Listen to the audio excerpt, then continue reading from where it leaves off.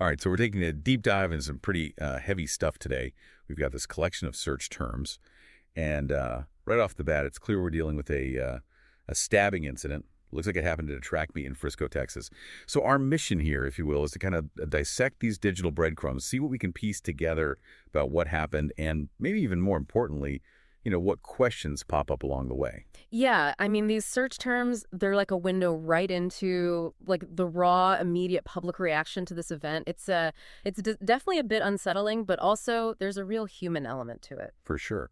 And like right away, two names keep popping up, Austin Metcalf and Karmelo Anthony. And actually the exact phrase, Karmelo Anthony stabbed Austin, Yeah. that comes up a lot. So, it kind of paints a pretty clear picture of a possible confrontation. It does seem to suggest that, yeah.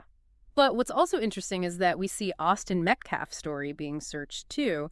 It makes you wonder if people are digging for more context. Like, was he someone known in the community before this happened? Like, did this incident maybe stem from something deeper? That's a really good point. I hadn't even thought about that. And then, just to confirm what we're dealing with here, there's a ton of searches around the actual event. Track meet stabbing, Frisco track meet stabbing, even Texas track meet stabbing. Like the repetition of Frisco, it really highlights how this is hitting that community hard. Definitely, yeah. It's not just some random news story for them. It's something that happened right in their backyard, Exactly. And to add to that, we see 17-year-old stabbed at track meet and Frisco student stabbed. So right away, we know the victim's age and that they were a student at a school in Frisco. And knowing that, it's a 17-year-old student at a school event, well, naturally, you start thinking about the school district. And wouldn't you know it, Frisco is stipped is another term that shows up in the searches. Now, here's where things get even more interesting. GoFundMe, or GoFundMe, that pops up quite a bit. But even more specific, Justice for Karmelo GoFundMe and Austin Metcalf GoFundMe.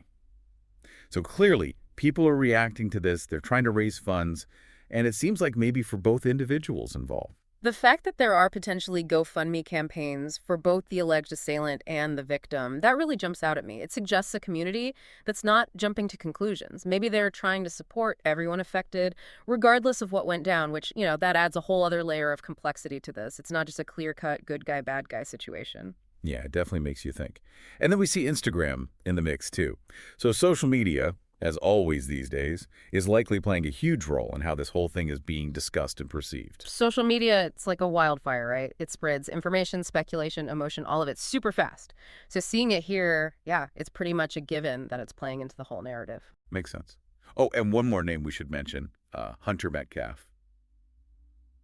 It's probably safe to assume that's a family member of Austin Metcalf, maybe a brother or something. Yeah, that's a fair guess.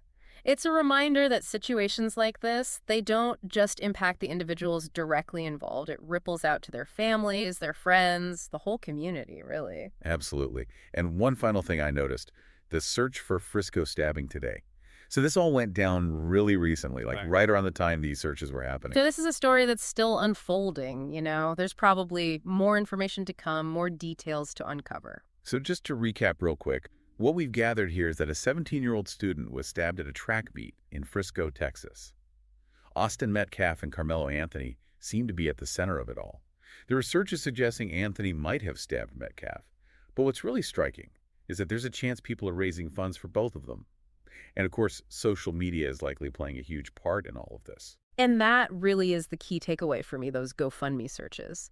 They point to a divided community response, which just makes you wonder, what led to this incident in the first place? And how are different members of the community defining justice in light of this tragedy? Yeah, that's a really good question to consider.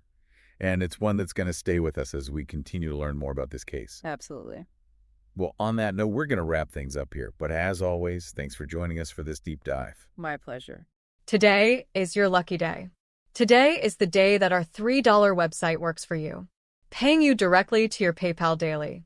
Imagine $3 ongoing continuous payments to your PayPal account. Imagine falling asleep and waking up to $300 in your PayPal account. How would this make you feel? How could this help you? What bills could you pay? What kind of fun could you have? What does that retirement look like now?